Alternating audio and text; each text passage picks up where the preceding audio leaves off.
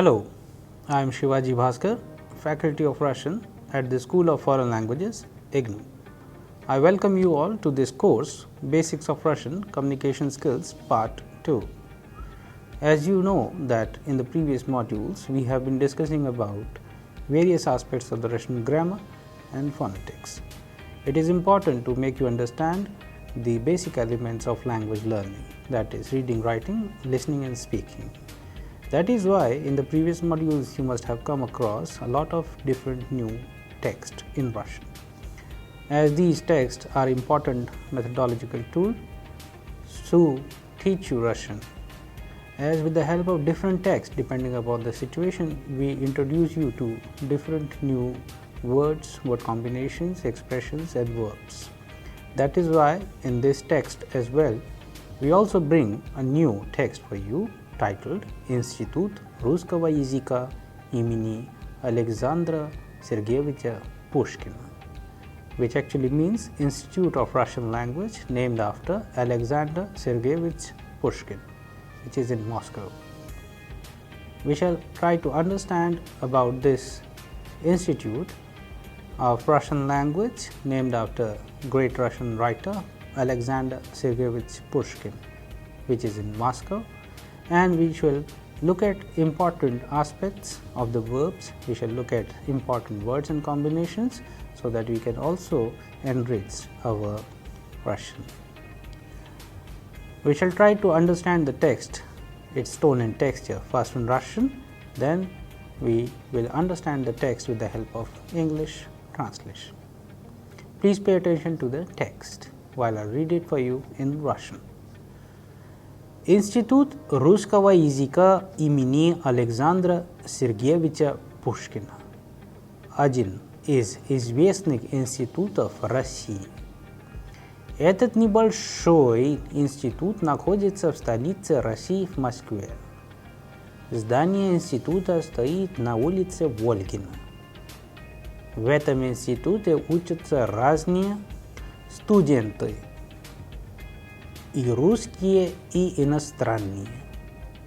Иностранные студенты, которые изучают русский язык в своих странах, учатся и здесь, потому что в этом институте хорошие преподаватели и специалисты русского языка.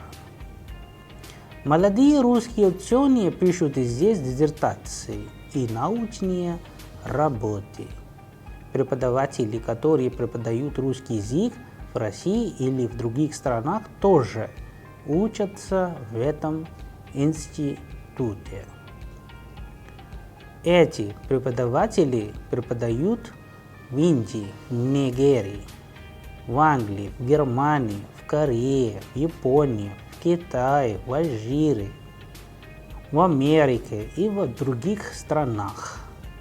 Они преподают русский язык, читают лекции, участвуют в научных конференциях и семинарах. Они пишут учебники по русскому языку.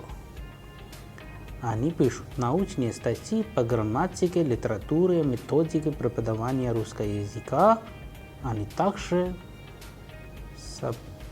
сопоставляют разные языки. В институте есть общежитие. В этом общежитии живут русские и иностранные студенты, аспиранты и преподаватели. Это общежитие очень большое. В нем 14 этажей.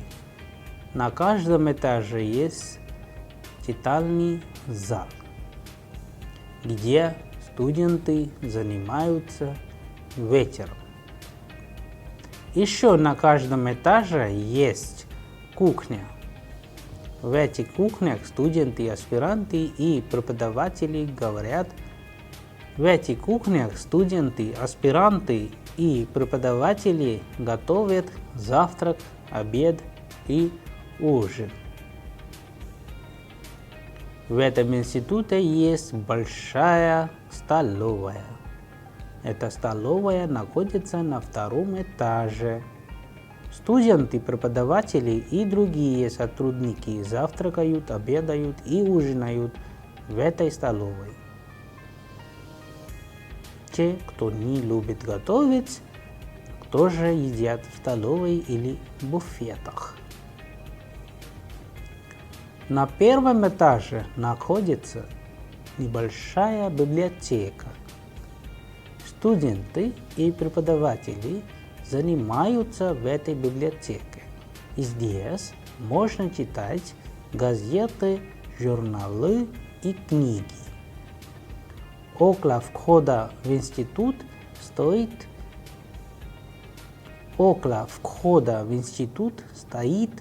большой красивый памятник Пушкину. Студенты и преподаватели сидят на скамейках около памятника во время перерыва или в свободное время и разговаривают. Рядом небольшой парк. В парке стоят красивые елки и другие деревья. Студенты и местные жители гуляют и играют в этом парке. В этом институте хорошо учатся, а в институтском общежитии хорошо и удобно жить. Alright, you must have noticed the tone and texture of the language as we read it. Now let's pay attention to a few questions based on the text. Как называется текст? Где находится Институт русского языка имени Пушкина? На какой улице стоит здание института? Какие студенты учатся в этом институте? Почему иностранные студенты учатся здесь? Что пишут молодые русские ученые здесь? Кто еще учится в этом институте? Где преподают преподаватели, которые учатся в этом институте? Что еще делают эти преподаватели? В каких конференциях и семинарах они участвуют? Где живут русские и иностранные студенты, аспиранты и преподаватели? Какое общежитие в институте и сколько этажей в нем? Где занимаются студенты вечером? So these are a few questions which are based on the text. You can pay attention to these questions and try to answer them in the form which we have asked you to answer them. It actually means that please pay attention to the construction of these questions related to which particular case we are asking you to answer them. But before that, let's pay attention to the text. Now we will understand it with the help of English translation. The title of the text we already know is Institute Русского языка имени Pushkin. Institute of Russian Language named after Pushkin. Институт русского языка имени Александра Сергеевича Пушкина – один из известных институтов России. The Institute of Russian Language named after Alexander Sergeyevich Pushkin is one of the most famous institutes of Russia. Этот небольшой институт находится в столице России. This not so big institute is located in the capital of Russia, Moskva, in Moscow. Здание института стоит на улице Volgina. The building of the institute is located on the Volgina street. В этом институте учатся разные студенты, и русские, и иностранные студенты, и иностранные. В этом институте учатся студенты, и русские, и иностранные. In this institute, many students are studying Russians and foreigners. Иностранные студенты, которые изучают русский язык в своих странах, учатся здесь. Foreign students who are learning Russian in their own countries study here. Потому что в этом институте хорошие преподаватели и специалисты русского языка. Because in this institute there are good professors and specialists of the Russian language. Молодые русские ученые пишут здесь диссертации и научные работы. Young Russian scientists write their dissertations and thesis here. Преподаватели, которые преподают русский язык в России или в других странах, тоже учатся в этом институте. Teachers who are teaching Russian language in Russia and in different countries also study in this institute. Эти преподаватели преподают в Индии, в Нигерии, в Англии, в Германии, в Корее, в Японии, в Китае, в Алжире и в Америке. So these teachers are teaching Russian in India, in Nigeria, in England, in Germany, in Korea, in Japan, in China, in America, in different countries of the world. Они преподают русский язык, читают лекции, участвуют в научных конференциях и семинарах. These teachers teach Russian, they read lectures, they participate in academic conferences and seminars. Они пишут учебники по русскому языку. They write textbook on Russian language.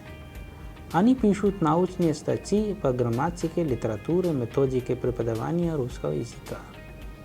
They write scientific papers on grammar, literature, and methodology of teaching of Russian language. Они также сопоставляют разные языки. They also compare different languages. В институте есть общежитие. The institute has hospital. В этом общежитии живут русские и иностранные студенты, аспиранты и преподаватели.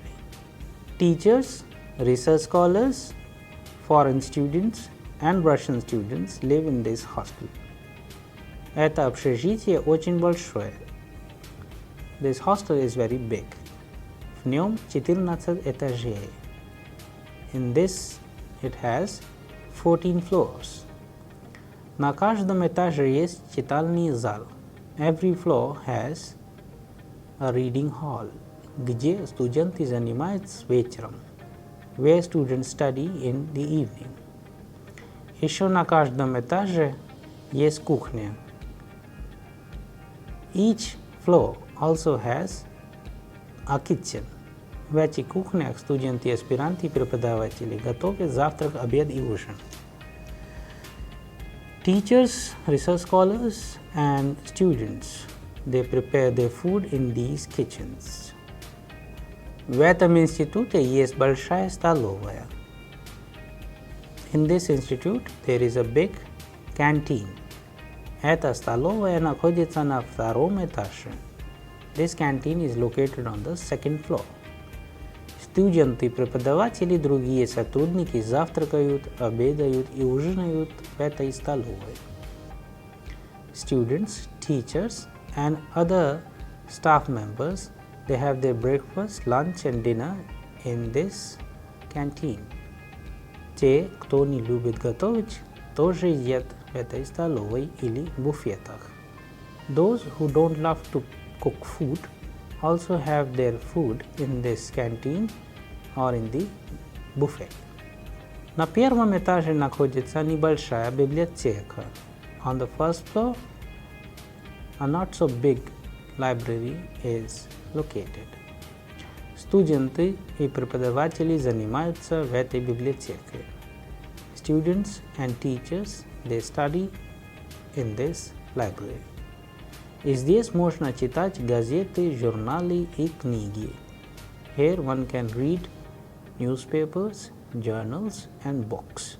Около входа в институт стоит большой красивый памятник Александру Сергеевичу Pushkin. Adjacent to the entry to institute, there is a big monument in honor of Pushkin is standing. Студенты и преподаватели сидят на скамейках около памятника во время перерыва или в свободное время и разговаривают. Students and teachers, they sit around the monument in honor of Pushkin during their breaks or free time, and they converse. Рядом небольшой парк. A park is nearby. В парке стоят красивые елки и другие деревья. In the park, beautiful birch trees are located along with other varieties, along with other trees. Студенты и местные жители гуляют и играют в этом парке. Students and local people, they walk around in this park. В этом институте хорошо учатся и в институтском общежитии хорошо и удобно жить. In this institute, it's good to study, and in the institute's hostel, it's good and comfortable to live. I hope you have understood the text with the help of English translation. Now let's quickly pay attention to the questions and their meanings. Как называется текст? What is the name of the text? Где находится институт? Where the institute is located? На какой улице стоит здание института? On which street the building of the institute is located? Какие студенты учатся в этом институте? Which kind of students study in this institute? Почему иностранные студенты учатся здесь? Why international or foreign students study here? Что пишут молодые русские ученые здесь? What the young Russian scientists do and write here? Кто еще учится в этом институте? Who else also studies here? Где преподают преподаватели, которые учатся в этом институте? Where does these teachers who study here teaches? Что еще делают эти преподаватели? What else these teachers do? В каких конференциях, семинарах они участвуют? In which kind of conferences and seminars they participate? Где живут русские иностранные студенты, аспиранты и преподаватели? Where does these Russian international students, research scholars and teachers live? Какое общежитие в институте? Сколько этажей в нем? What kind of building in the institute and how many floors are there? Где занимаются студенты вечером? Where does the students study in the evening? And with the help of these questions and many more, you can just go through the text. You'll be able to answer them properly, correctly. Just follow the rules of the grammar while answering them in the same format as we have asked you the questions. Now let's quickly do the text analysis and understand what kind of new words, expressions, verbs we have used in the text and which are the cases we have in this text. The title is Institute Русского языка имени Pushkina. So the Institute of Russian Language, Institute чего? Русского языка, винительный падеж, посвящен кому? Then посвящен кому? Пушкину. but here the construction is of родительный or genitives. That is why Institute чего? Русского языка имени, named after who? Pushkin. So Pushkin is in Pushkin. Institute русского языка имени Pushkina один из известных. So whenever we have this expression is, we mean that it is the genitives. That is why известных институтов. So the institute changes into the plural form институтов, известных. Of Russia, в России. Этот небольшой институт находится в столице России. So whenever we use the verb находится где, it's prepositional. В Москве здание института стоит на улице Волгина. В этом институте учатся разные студенты, русские и иностранные. So the plural of student, студенты, русские и иностранные, foreigner students. Иностранные студенты, foreign students or foreigner students, которые изучают русский язык в своих странах, in their own countries, учатся здесь, потому что в этом институте хорошие преподаватели и специалисты русского языка. So you can see that how these nouns are being used in plurals, like преподаватели, студенты, аспиранты, ученые. So like this you can also make and underline these important aspects. Молодые русские ученые пишут здесь диссертации и научные работы. So dissertation is dissertaция. Dissertaции here we have used for plural. Научные работы, it's scientific work, it is also kind of thesis. So they are doing it. Преподаватели, которые преподают русский язык в России или в других странах, тоже учатся в этом институте. So teachers or the professors, преподаватели, которые преподают. So преподавать, the verb has been conjugated, has been used here. You can see the endings of the conjugated verbs. Русский язык в России или в других странах. In Russia and in different countries, in other countries. So this expression you can also use. Тоже учатся, also study, учатся в этом институте. Эти преподаватели преподают в Индии. Then you have quite a number of countries in the preposition. So the question would be, где преподают эти преподаватели русский язык? Они преподают русский язык в Индии. So if we have the noun India, then changes into Vinji.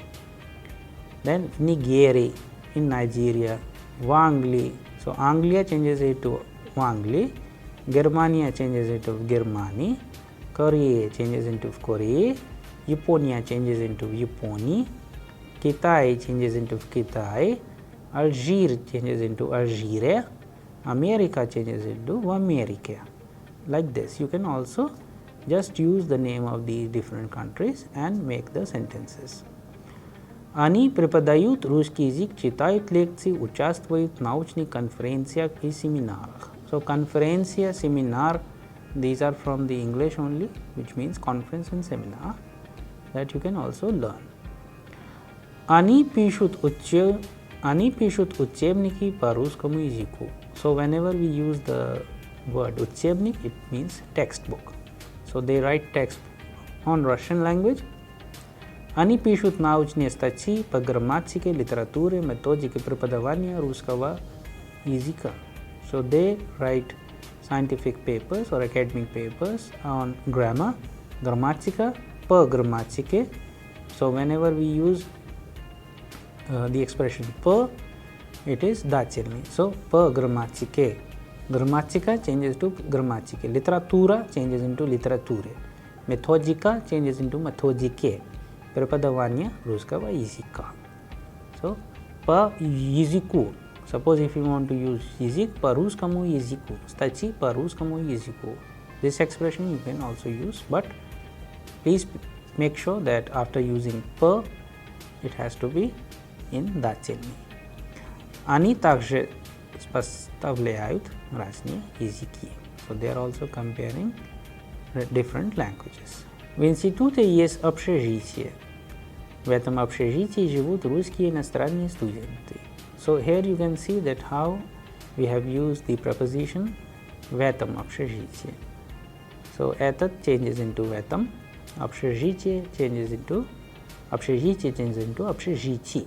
Живут from the verb жить for они, русские иностранные студенты, аспиранты, преподаватели. Это общежитие очень большое. Общежитие neutral gender singular, that is why большое. В нем 14 этажей. Сколько этажей? It is in genitive, that is why этажей 14, because numerals. На каждом этаже есть читальный зал. From the verb читать, we have made this adjective читальный зал. Читальный зал. It means reading room or reading hall. Где студенты занимаются вечером.